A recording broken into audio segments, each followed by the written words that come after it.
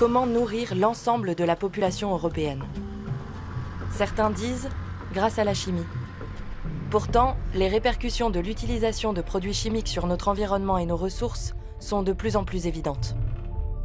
Les sols s'appauvrissent, deviennent moins fertiles. L'eau potable est polluée par le nitrate et de plus en plus d'espèces sont menacées. Les scientifiques craignent des conséquences irréversibles. À ce rythme, le prix des aliments aura explosé d'ici 5 à 10 ans. La planète court à sa perte. Nous devons radicalement changer nos modes de production, de consommation et de vie. Pour amorcer un nouveau départ, l'agriculture doit repenser ses pratiques. Nous avons accompagné pendant 1 an des scientifiques, des politiques et des agriculteurs qui nous ont montré qu'un tel changement était possible. Certains agriculteurs conventionnels viennent faire leurs courses chez nous parce qu'ils ne veulent pas consommer leur propre production. Donc si on est encore là, c'est qu'on a réussi à vivre et à survivre. De plus en plus de gens revendiquent un changement de cap politique. L'environnement est en grand danger à cause de la politique agricole commune. Nous perdons chaque année des centaines de milliers d'agriculteurs. Alors faites-nous une nouvelle proposition et tirons enfin les leçons de l'échec de cette politique. Pour relever les défis d'une autre agriculture, scientifiques, politiciens et agriculteurs doivent travailler main dans la main.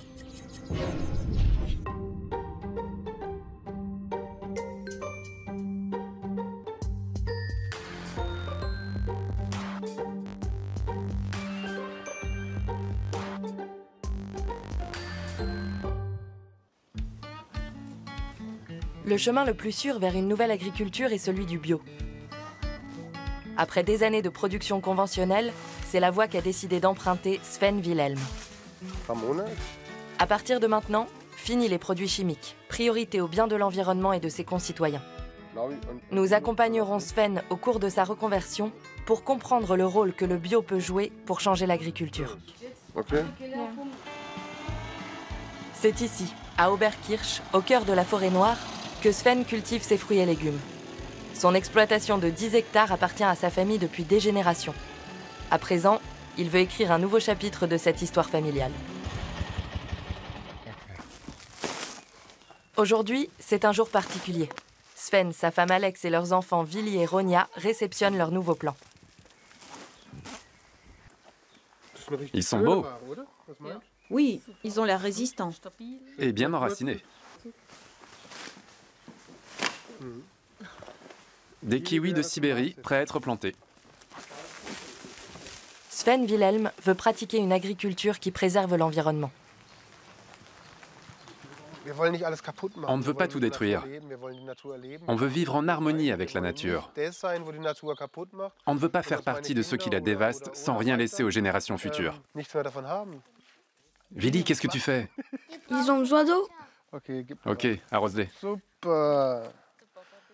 L'un des objectifs d'une exploitation biologique est d'économiser les ressources pour les transmettre aux générations suivantes.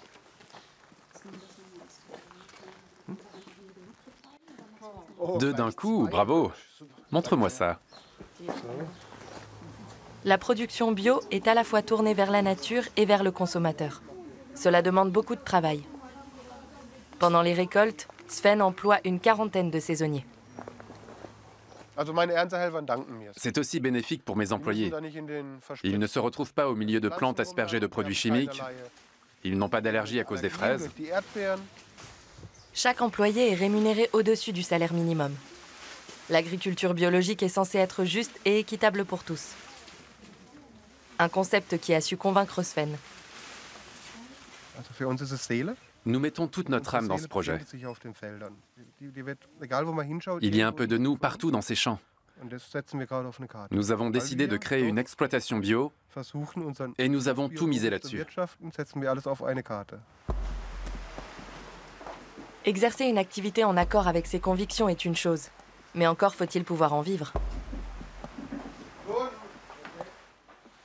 De retour du marché de gros, Sven a de mauvaises nouvelles. Alors que les coûts de production augmentent sans arrêt, il est contraint de vendre ses produits moins chers que prévu. En 3 jours, le prix des fraises a perdu 200%. Ça veut dire qu'on est passé de 3 € le kilo à peu près 1 € le kilo en prix de revient. Les fraises de Sven doivent rivaliser avec des produits conventionnels bon marché venus d'Espagne ou même d'Allemagne. L'agriculteur devra attendre 2 ans après le début de sa transition pour pouvoir s'aligner sur les tarifs du bio. Les produits qui ne sont pas vendus sous label bio sont bradés au prix des marchandises conventionnelles. On est à environ 80% de pertes sur nos recettes. On touche 20% de ce qui nous revient. Ça fait une perte énorme.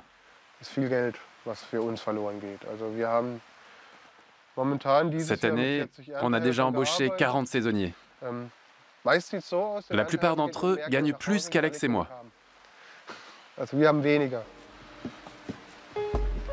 Pour 1 kilo de fraises vendues, Sven touche moins de 2 €.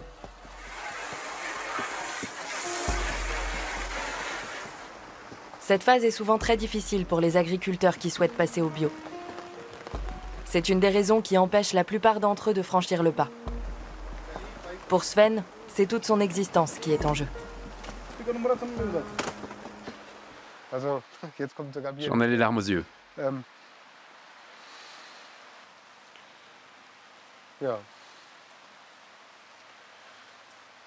Qu'est-ce qu'on ressent? La peur du lendemain, de la colère contre les distributeurs qui nous obligent sans cesse à tirer les prix vers le bas. Les agriculteurs conventionnels n'échappent pas à la pression tarifaire. Pour eux aussi, les prix de vente sont souvent inférieurs aux coûts de production. Mais pour les exploitants bio qui ont du mal à vendre leurs produits à des prix équitables, c'est encore plus difficile.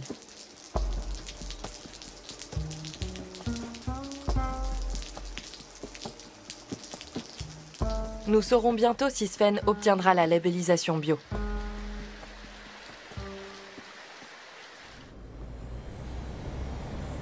Pourtant, tout cela ne dépend pas que de lui.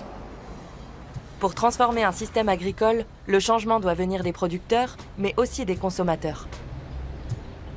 La plupart sont prêts à adopter un mode de vie plus écologique, mais ils ne veulent pas pour autant dépenser plus d'argent. Tobias Bandel est ingénieur agronome. Dans le cadre d'une étude, il a cherché à déterminer l'impact des différentes pratiques agricoles sur le prix des produits. D'après ses conclusions, les conséquences pourraient être lourdes pour les consommateurs. Ce système ne fonctionne plus. Les agriculteurs sont dans l'impasse. Ils doivent utiliser de plus en plus d'engrais pour maintenir leur rendement. À long terme, les coûts de production et par conséquent le prix des aliments vont exploser. On ne peut pas imposer ça aux consommateurs. Pour le moment, l'utilisation de produits chimiques permet aux agriculteurs de pratiquer des tarifs plus bas que jamais. Mais ces méthodes ont des répercussions désastreuses sur notre environnement.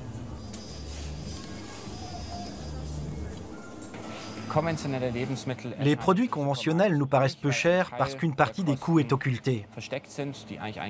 Prenons l'eau par exemple. Nos eaux sont polluées par les produits chimiques. On a pu calculer que l'intégration du coût de traitement de l'eau doublerait à lui seul le prix des aliments. Prenons maintenant l'exemple de ces barquettes de fraises. Les fraises bio coûtent 5,50 € et les fraises conventionnelles environ 3 €. Ces dernières ont été cultivées à l'aide de produits de synthèse pour baisser les coûts de production. Mais à l'échelle européenne, les dégâts environnementaux causés par les engrais chimiques sont estimés à environ 320 milliards d'euros. Des scientifiques de l'université d'Augsbourg ont démontré que les produits conventionnels coûteraient plus cher si leur prix incluait leur coût environnemental. Selon cette hypothèse, les légumes seraient 6% plus chers. Le prix du lait augmenterait d'environ 30% et celui de la viande de 43%.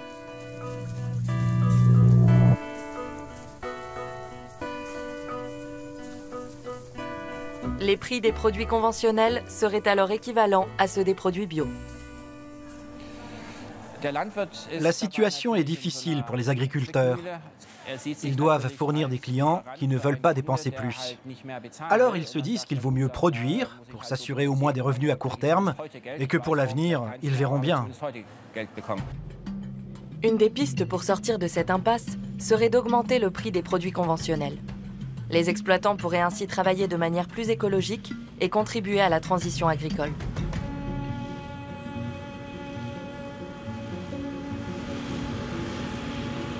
Pour mieux comprendre comment on en est arrivé à cette situation, nous allons rencontrer Felix zu Lovenstein, agriculteur et ingénieur agronome.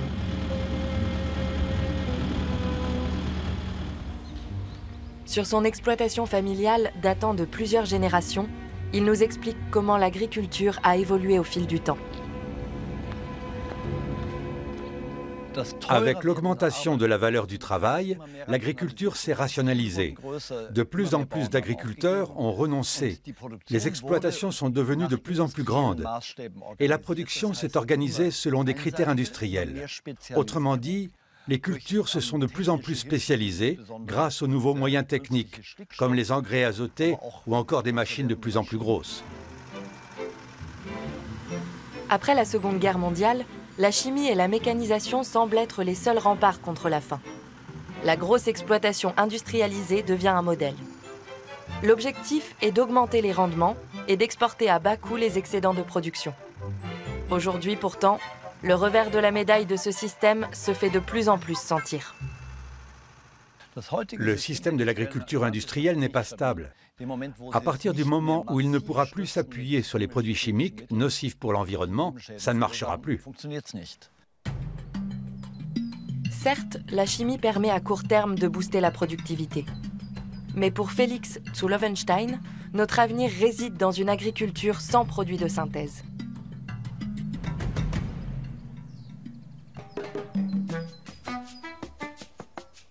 Pour nous faire une idée de ce genre de pratique agricole alternative, nous nous rendons en Normandie. Dans le petit village du Bec-et-Loing, une ferme d'un genre nouveau a créé la surprise chez les scientifiques et les agriculteurs. Perrine Hervé-Gruyer et son mari Charles ont démarré leur exploitation il y a 12 ans en appliquant les principes de la permaculture. Ni Charles, mon mari, ni moi n'avions d'expérience. Et ça, c'était complètement fou. C'était même inconscient que de se lancer dans cette aventure sans avoir de formation, sans avoir d'expérience. C'était vraiment, on se rend compte aujourd'hui que c'était complètement idiot. Le projet a pourtant porté ses fruits. Perrine et Charles ont augmenté la fertilité et la biodiversité de leur sol tout en générant des bénéfices. Soit exactement l'objectif de la transition agricole. Comment ont-ils réussi ce pari fou? Donc c'est vraiment imiter les écosystèmes à l'état naturel, mais on ne parle pas forcément de la nature. Et donc cette permaculture, elle a 3 objectifs. Donc faire en sorte que le système soit économiquement viable, environnementalement durable et socialement équitable, en tout cas que l'être humain y trouve sa place. Sous ces airs de petits potagers, cette ferme de permaculture a étonné les scientifiques du monde entier. Car en plus d'avoir renoncé aux engrais chimiques, ces exploitants n'utilisent aucune machine. Le travail à la main permet un traitement beaucoup plus intensif qu'avec des moyens industriels. L'idée est d'ameublir la terre sans jamais la labourer, pour ne pas perturber les micro-organismes présents dans le sol. Ici, différentes espèces de plantes poussent les unes à côté des autres et se protègent mutuellement des attaques de nuisibles. Bon, bah écoute, c'est pas ça. Alors sur cette planche, par exemple, eh bien, on a associé au fur et à mesure de la saison différentes cultures. On a implanté au printemps des salades, du céleri branche et du céleri rave, et au milieu, on a une treille avec des haricots qui grimpent dessus. Donc les légumes sont à touche-touche, ça paraît absolument délirant pour des jardiniers ou des maraîchers habituels qui vont espacer beaucoup plus leur culture, mais le fait est que ça marche. Perrine et Charles cultivent une centaine d'espèces sur une surface équivalente à un terrain de football. Ce sont toujours un petit peu les mêmes éléments qui sont déterminants. C'est quels sont les besoins de la plante en soleil et puis en nourriture et en eau. C'est ces 3 piliers qui vont décider de où on met quoi. Et aussi, peut-être en 4e, il faudrait rajouter qui est juste à côté. Ce jardin à l'aspect sauvage est le fruit d'un système bien pensé. La permaculture repose sur le respect des cycles naturels et l'utilisation comme engrais de matières organiques. Ici, Perrine répand des tiges de haricots séchés sur ses plates-bandes. Cette manière de pratiquer l'agriculture rappelle l'ère pré-industrielle. Mais peut-on, à notre époque, vivre d'une activité qui exige autant de travail manuel? L'INRA, l'Institut national de la recherche agronomique, s'est penché sur cette question dans le cadre d'une étude dirigée par François Léger. Contrairement à ce qu'on a dit pendant un siècle, on peut produire de façon efficace, en quantité, dans des systèmes qui ne sont pas industrialisés. En cultivant en permaculture une surface pas plus grande que 4 terrains de tennis, une personne peut générer un revenu annuel décent. Cela grâce à la forte proximité des plantes et à la fréquence élevée des récoltes. De plus, pas besoin d'investir dans des machines, des engrais chimiques ou des pesticides. Même les grosses exploitations pourraient s'inspirer de ce modèle. Simplement, si vous êtes malin, si vous avez su composer avec l'ensemble des facteurs écologiques du milieu, vous allez peut-être produire la même chose ou un petit peu moins peut-être que ce qui se produisait avant, mais avec des coûts de production beaucoup plus faibles et une plus grande résilience. En économisant sur les dépenses d'équipement agricole, Perrine et Charles peuvent employer 6 salariés. Grâce à leur travail, ils fournissent des fruits et légumes frais à plusieurs centaines de personnes dans la région. Pour les spécialistes, la permaculture aurait donc un vrai rôle à jouer dans la transition agricole, surtout si l'on parvenait à appliquer ces principes à grande échelle. Cette pratique serait même indispensable pour nourrir de manière écologique une population mondiale en pleine expansion.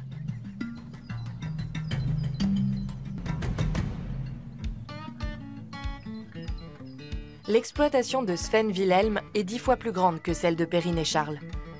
Conformément aux critères de la certification bio Déméter, l'agriculteur a remplacé la chimie par le travail à la main. Reste encore à trouver la clientèle. Ici, la ferme Déméter Wilhelm. Je vous appelle à propos des légumes.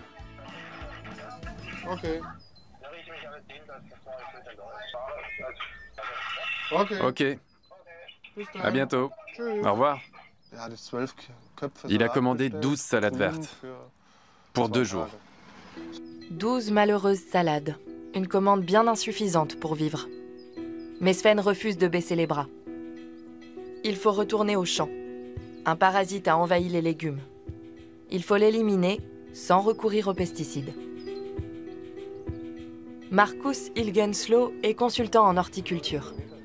Il est venu conseiller Sven et vérifie l'aération de ses serres, un élément déterminant dans la protection contre les nuisibles. Comment as-tu aéré? En fonction des intempéries, mais beaucoup. Tu as refermé à 6 degrés? Oui. La nuit aussi? Aussi. Et tu as ouvert à 28? Oui. Dès que je savais qu'il allait faire beau, je relevais les bâches. Le froid empêche les plantes de pousser, tandis que la chaleur favorise l'apparition des parasites. En agriculture biologique, il faut anticiper tous les risques. Je suis très impliqué dans le projet de Sven. Je viens très régulièrement pour l'accompagner à chaque étape. Alors forcément, je suis un peu nerveux. S'il y a un problème, je me sentirai aussi un peu responsable.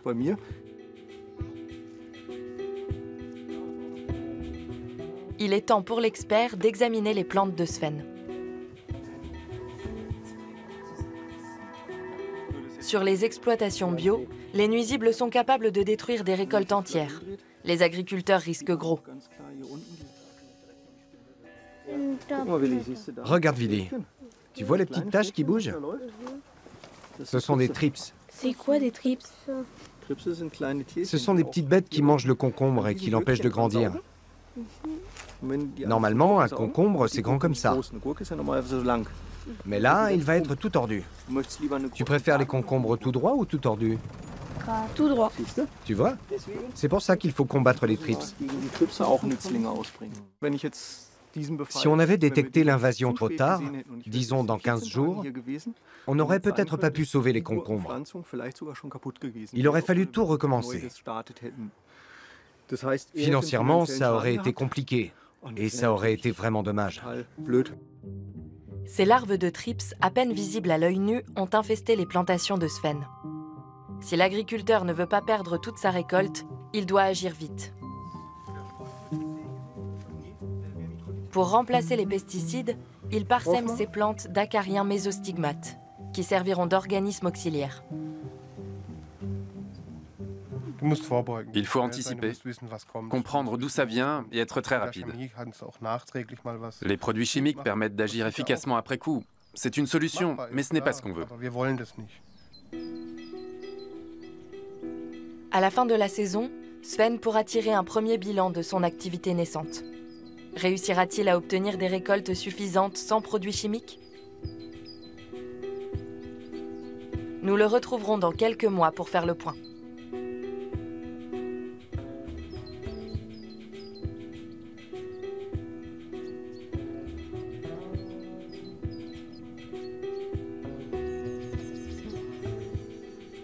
Les pesticides et les engrais ont longtemps facilité le travail des agriculteurs. Mais ces dernières années, les problèmes se sont multipliés. Cela n'a pas échappé à Felix zu Löwenstein.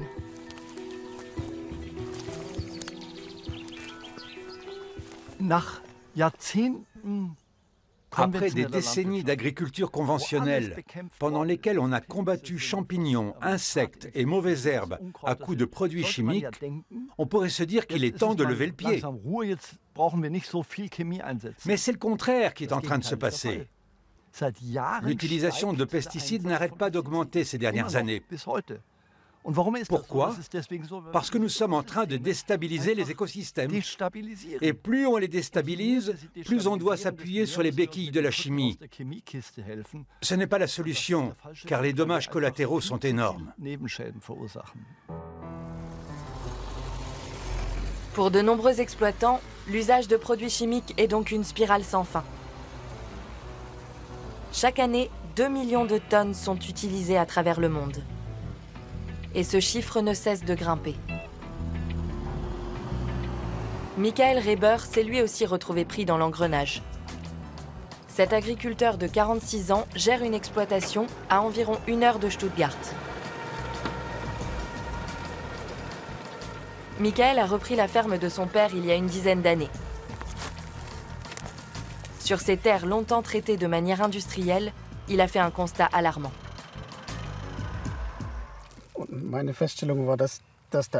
Je me suis rendu compte que j'utilisais de plus en plus de produits chimiques d'une année sur l'autre, mais que mon rendement n'augmentait plus. C'était soit plus de produits pour le même rendement, soit la même quantité et un rendement plus faible.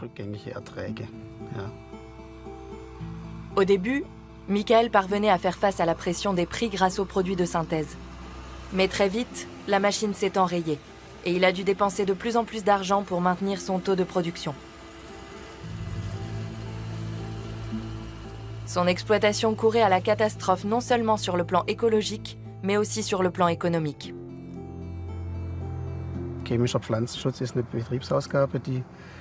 Mes dépenses en produits phytosanitaires ont fait petit à petit baisser mon résultat d'exploitation. Michael avait donc le choix: abandonner son activité ou changer ses habitudes. Une analyse de sol lui a permis d'identifier l'origine du problème. Après des années d'épandage d'engrais synthétiques dans ses champs, l'équilibre de la terre était totalement perturbé. Or, les plantes et les micro-organismes présents dans le sol forment un ensemble. Les bactéries et les champignons aident les plantes à se développer. Les engrais chimiques apportent certes des nutriments, mais ils empêchent aussi les micro-organismes de remplir leurs fonctions. Au fil du temps, la vie souterraine finit par disparaître et les agriculteurs doivent augmenter la dose de produits chimiques pour nourrir leurs plantes.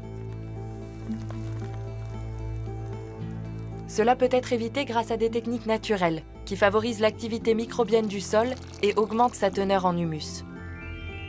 De quoi permettre aux plantes de mieux absorber les nutriments.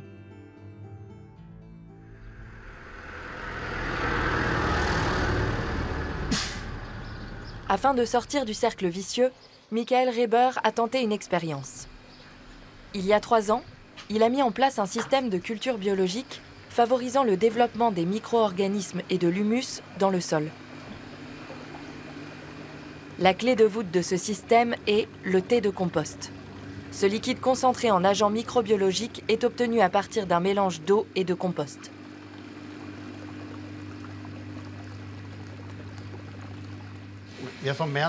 On démultiplie les micro-organismes présents dans le compost et on les remet dans nos champs appauvris par l'agriculture conventionnelle.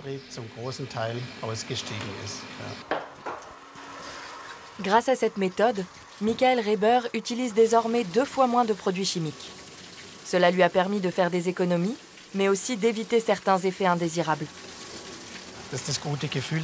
Je n'ai plus besoin de faire attention aux éclaboussures de produits dans les yeux, le nez ou sur la peau. Tous ceux qui débutent vous diront la même chose. C'est un soulagement de ne plus manipuler de substances nocives. Mais le plus important pour Michael est de contrôler l'état de ses champs.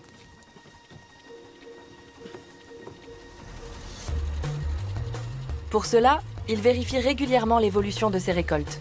Son dernier contrôle remonte à quelques semaines. Nous l'accompagnons sur le terrain.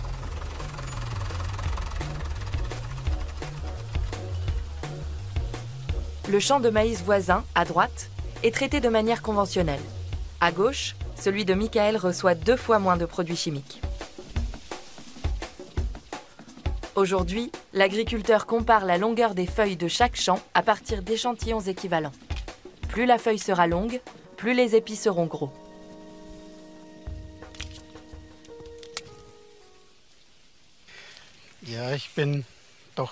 Même moi, je suis vraiment surpris. La différence est flagrante. Quand on regarde le dessus du champ, on pourrait simplement croire que ce sont 2 variétés différentes. Mais là, c'est impressionnant. Toute cette surface d'assimilation va accueillir des épis qui vont commencer à se former d'ici 2 à 3 semaines. C'est bon signe pour la suite. Les feuilles du champ de Michael sont bien plus grandes et robustes que celles du champ de son voisin.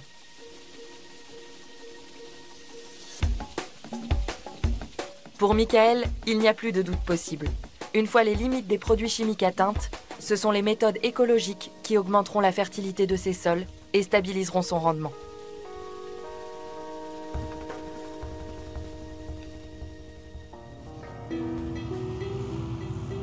De fait, de plus en plus d'agriculteurs conventionnels s'intéressent aux pratiques alternatives.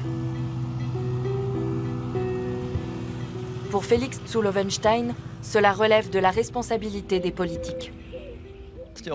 La politique agricole européenne doit soutenir les agriculteurs pour leurs prestations sociales, ce que le marché ne fait pas. À l'heure actuelle, les exploitations sont subventionnées en fonction de leur surface. Cela explique notamment pourquoi les agriculteurs produisent en grande quantité et à bas coût. Il faut arrêter d'arroser tout le monde avec des subventions agricoles sans que cela ait un vrai impact. Il faut subventionner davantage les mesures utiles, comme par exemple la fabrication d'humus ou le fait de favoriser la biodiversité. L'action politique est la clé du changement. Elle peut avoir une influence décisive sur l'avenir de notre agriculture.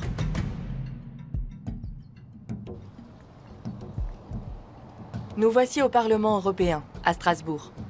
Depuis plusieurs mois, les subventions destinées à l'agriculture sont au cœur des débats.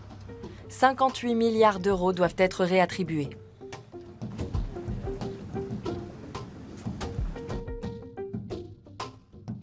Agriculteur de profession, Martin Häusling est député du Parti écologiste. Il va participer aux décisions sur la répartition des fonds.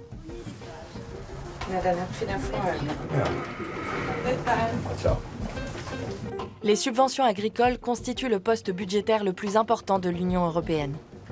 Elles sont actuellement réparties en 2 domaines. Sur un total de 58 milliards d'euros, 44 milliards sont investis dans le premier pilier, c'est-à-dire les aides directes. Les agriculteurs touchent de l'argent pour chaque hectare cultivé, peu importe le mode de culture. Pour le deuxième pilier, 14 milliards d'euros sont versés. Ils sont destinés aux agriculteurs qui travaillent dans le respect de l'environnement, du climat et de la protection animale. Certains hommes politiques, comme Martin Häusling, sont convaincus que ces subventions sont déterminantes pour l'évolution des pratiques agricoles. Si on arrive à produire à des coûts aussi bas, c'est parce que les revendeurs savent que même si les produits sont bradés, les agriculteurs auront quand même des subventions. Et alors, ils n'ont pas de quoi se plaindre. Mais les agriculteurs se font avoir. Ils se retrouvent pris dans un système dont il est extrêmement difficile de sortir. Aujourd'hui, la répartition de ces subventions est sur le point d'être redéfinie. Dans quelques heures, une première proposition de réforme sera présentée. Les députés finalisent leurs interventions. Bonjour Martin, ça avance? Martin fait le point avec sa codéputée Maria Heubourg. Ah non, c'est la coordinatrice, je crois. Ah oui, c'est ça. Je m'occupe de la question structurelle. Très bien, faisons comme ça. À plus tard.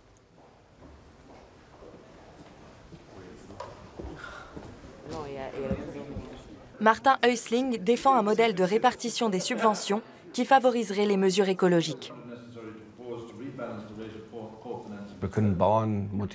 On a le pouvoir d'inciter les agriculteurs à se convertir au bio. Lorsqu'un producteur a une approche raisonnée et juste vis-à-vis de l'environnement, mais aussi vis-à-vis de ses partenaires commerciaux, il doit être soutenu financièrement. À l'origine, les subventions devaient aider tous les agriculteurs. Mais aujourd'hui, ce sont surtout les grosses exploitations industrielles qui en bénéficient. Qu'en pensent les agriculteurs qui tentent de travailler de manière écologique ? Le problème, c'est que les mesures de soutien sont plutôt restrictives. Quand je touche mes subventions, je me dis que je préférerais m'en passer et développer mes sols.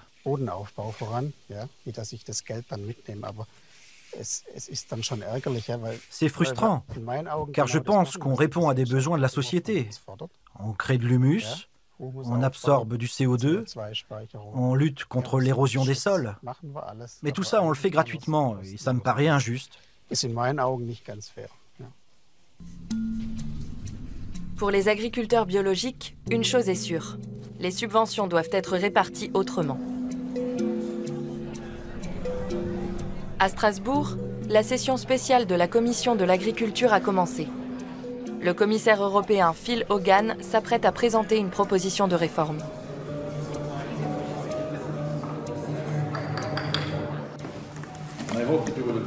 J'espère que vous verrez au moins cette proposition comme une bonne base de départ.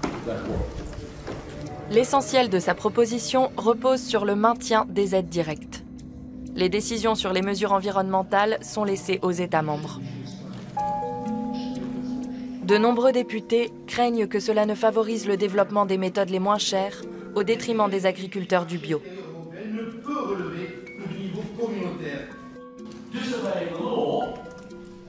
Pour Martin Häusling, il s'agit d'un retour en arrière. Il redoute que ne se profile la fin de la politique agricole commune. Vous n'avez pas dit un mot sur les nouvelles mesures écologiques.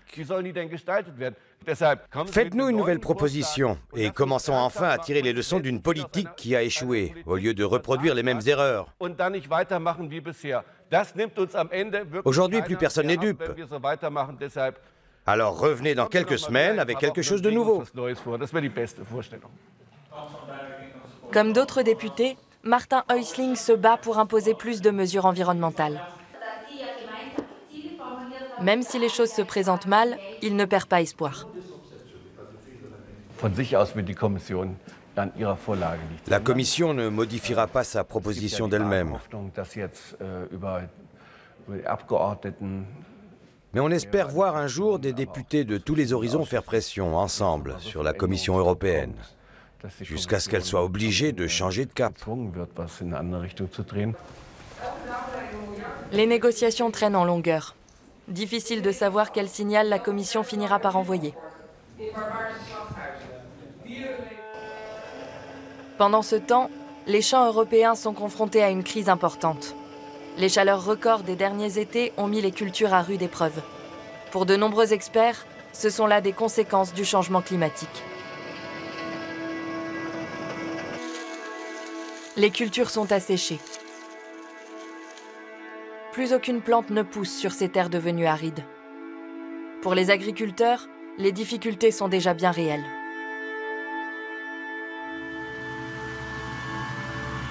Même si de fortes pluies se mettent à tomber, le sol ne peut pas absorber l'eau. Cela signifie à long terme que les récoltes seront de moins en moins importantes. Michael Reber n'a pas été épargné par la canicule. Il a cependant remarqué un élément positif. Désormais, ces sols retiennent l'humidité plus longtemps et les racines de ces plantes se développent mieux.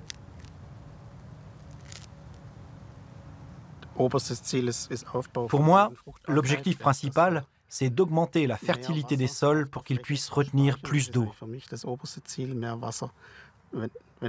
Quand il pleut beaucoup, il faut que l'eau reste dans le sol.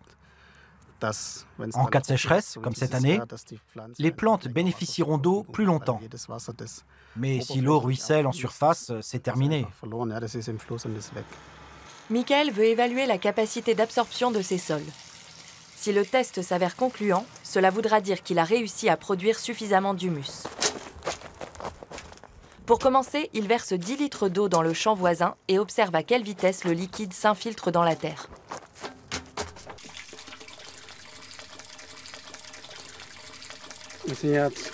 Là, on est dans le champ de maïs de mon voisin. Michael réalise son expérience à une petite centaine de mètres de son exploitation. Ça a duré près de 4 minutes. C'est pas trop mal.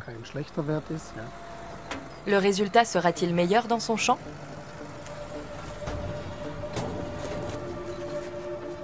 Constatera-t-il une réelle différence seulement 3 ans après avoir commencé à appliquer les méthodes biologiques ?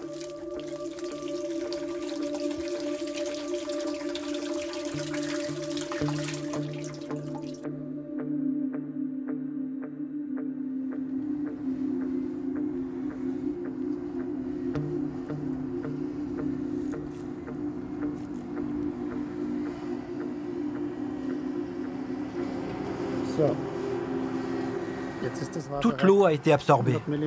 100 mm de précipitation en 2 minutes et demie. C'est impressionnant. Je ne m'attendais pas à ça. En effet, au bout de 3 ans, les résultats sont déjà perceptibles. Une bonne nouvelle pour l'agriculteur, mais aussi pour le climat.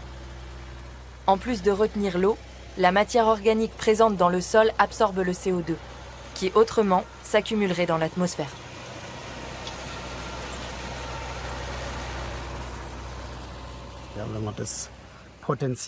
En tant qu'agriculteur, vu ce potentiel, on se rend compte qu'on tient littéralement l'avenir du climat entre nos mains.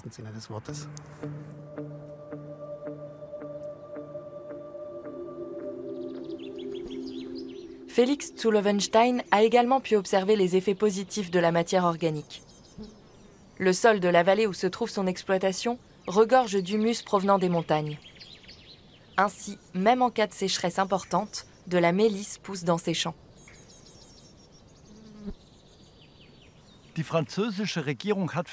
Dans le cadre de la COP21, le gouvernement français a calculé qu'en augmentant le taux d'humus des terres arables du monde entier de seulement 0,4% par an, on pourrait compenser l'ensemble de nos émissions annuelles de gaz à effet de serre.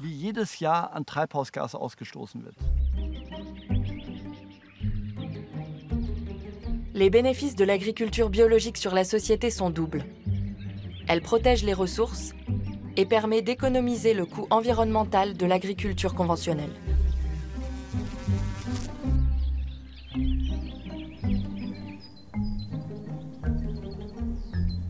Renoncer aux produits chimiques est une étape importante de la transition agricole. Mais qu'est-ce que cela change concrètement pour l'agriculteur? À Oberkirch, nous retrouvons Sven Wilhelm au terme d'une année d'agriculture biologique. Voici sa première génération de concombres non traités chimiquement.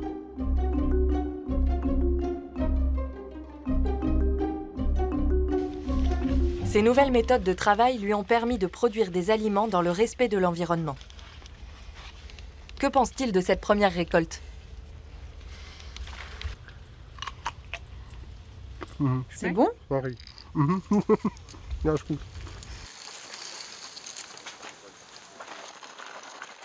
Défi réussi. Même sans produits chimiques, Sven a obtenu de bons résultats.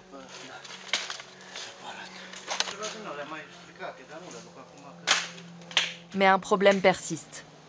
La vente des produits. J'ai produit 600 kilos de courgettes suite à la demande d'un grossiste. Mais je n'arrive pas à les vendre. Je pense m'en servir pour recouvrir mes bandes herbeuses ou comme compost.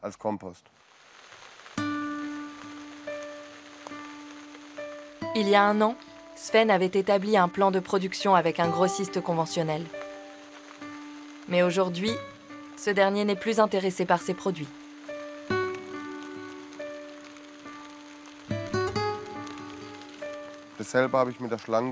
J'ai le même problème avec les concombres longs, les concombres courts, les choux-fleurs, les oignons, les salades, les choux raves et des potimarrons. J'ai 1,7 tonne de potimarrons qui vont finir à la poubelle. Tous les aliments que j'ai jetés ou que je vais devoir jeter, c'est l'équivalent de plusieurs milliers d'euros.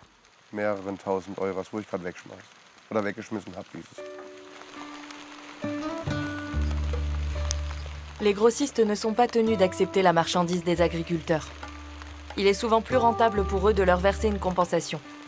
C'est notamment pour cette raison que chaque année dans le monde, 1,3 milliard de tonnes d'aliments est gaspillé.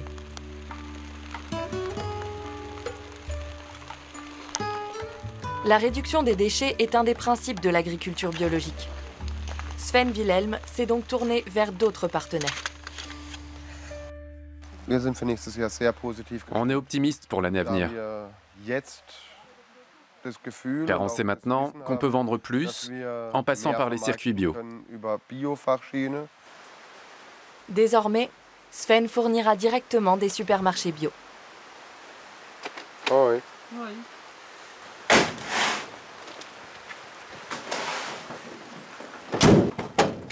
Plus la chaîne de distribution est courte et locale, moins elle génère de déchets et de coûts annexes, comme les frais de stockage. Un point positif pour l'environnement, mais aussi pour les producteurs et les consommateurs.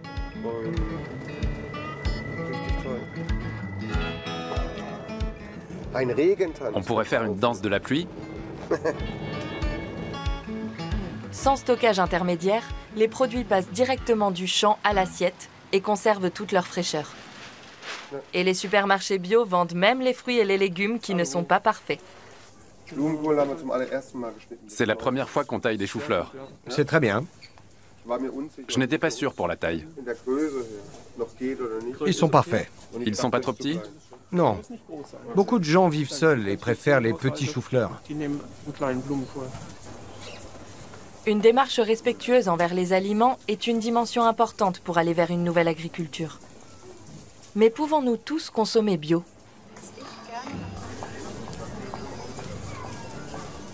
Des ingénieurs agronomes ont constaté que pour chaque aliment consommé, un autre est jeté aux ordures. Pour Tobias Bandel, cette statistique révèle une grande négligence. On se plaint que les produits sont trop chers, mais on en jette quand même 40% à la poubelle. C'est complètement absurde. Si on fait le calcul, on pourrait tous consommer bio sans payer plus cher. Il suffirait juste de jeter moins. Pour les spécialistes, nos habitudes alimentaires sont un frein au changement. Tout est lié à la façon dont nous exploitons les terres agricoles. Dans le monde, Chaque habitant dispose en moyenne d'une surface équivalente à un terrain de football pour produire son alimentation. Concrètement, seuls 6% de cette surface sont utilisés pour la production de fruits et légumes.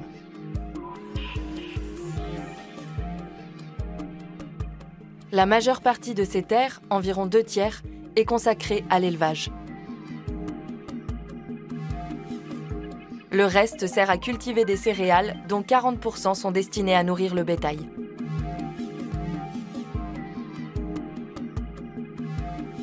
La production de viande occupe donc énormément d'espace, au détriment du maraîchage.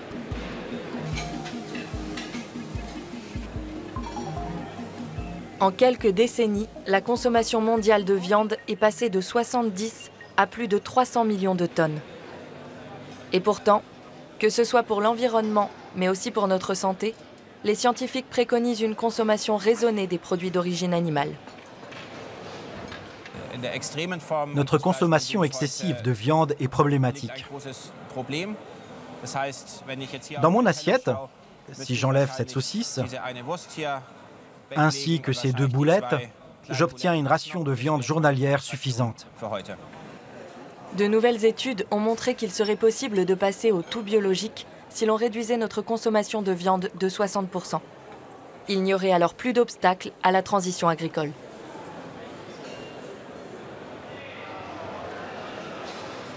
Mais pour créer une nouvelle agriculture, il faut aussi repenser le système de distribution.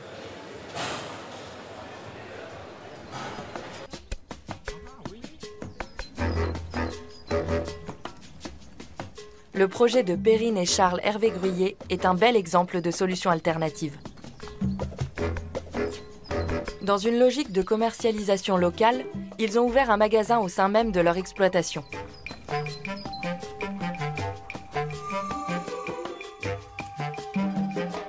Tous les vendredis à 15 h, leurs clients viennent acheter des produits de la ferme.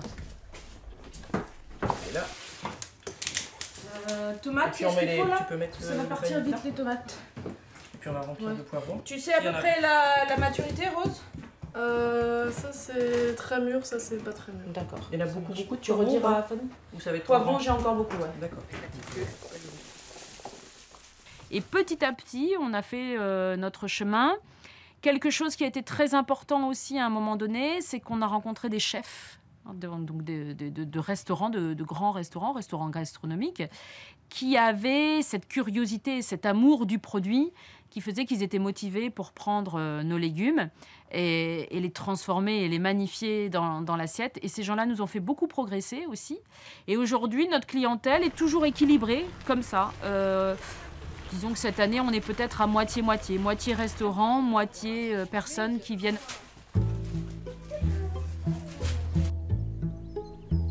De plus en plus d'initiatives soutiennent directement les agriculteurs.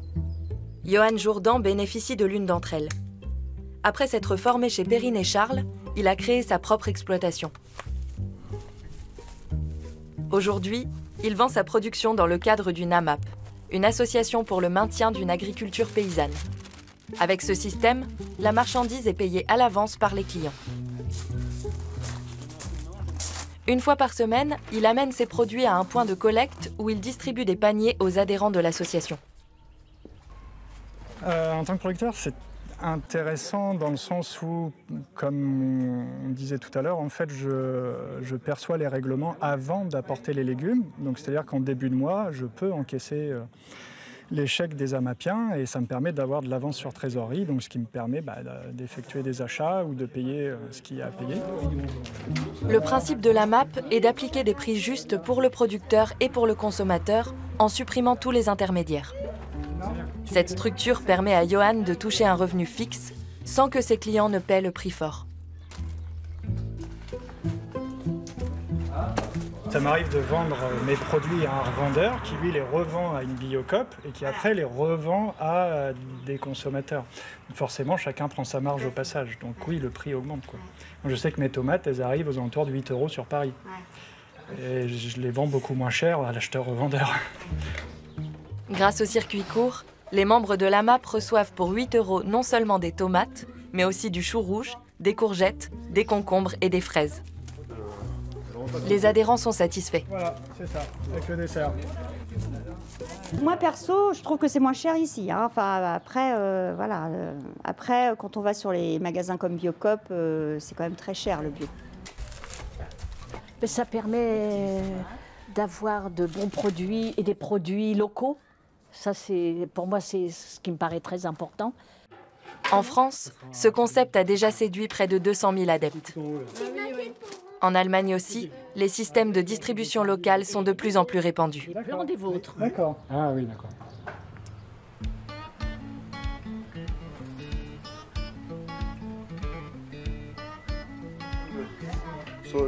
Sur l'exploitation de Sven, la famille Wilhelm s'interroge.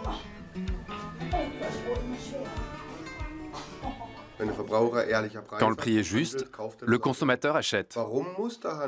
Pourquoi est-ce que le commerce prend des marges de 100 ou même de 60%? Tout le monde devrait s'y retrouver. Il faut une répartition équitable.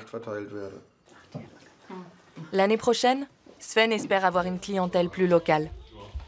Il est confiant.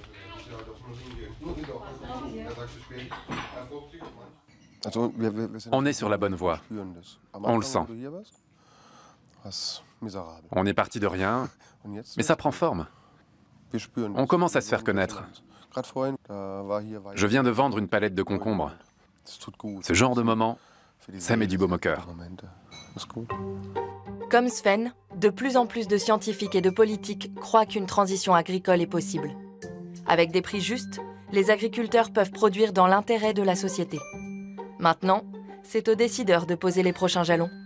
Nous devons changer nos modes de production afin de préserver nos ressources pour les transmettre aux générations futures.